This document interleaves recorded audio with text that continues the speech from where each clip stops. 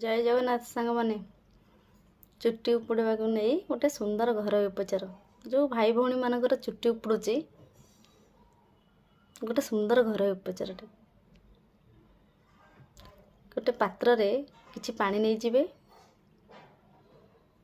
किछि भूसंग पत्र नहीं जिबे मेथी नहीं जिबे आउ आलोवेरा जो ताको काटी पकई देबे से पानी को भलसे फुटे देबे तापरे पानी ठंडा हला परे ताको मुंडरे मसाज करिवे 3-4 घंटा रखिबे जेकोनी शैम्पू जो शैम्पू लगौछन्ती आपनकर पसंद से शैम्पू रे मुंड सफा कर देबे तापर देखिबे चुट्टी आउ उपड़ीबनी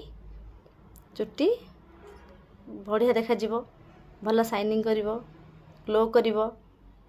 एमती सप्ताह को थरे करंतु तापर जानिबे।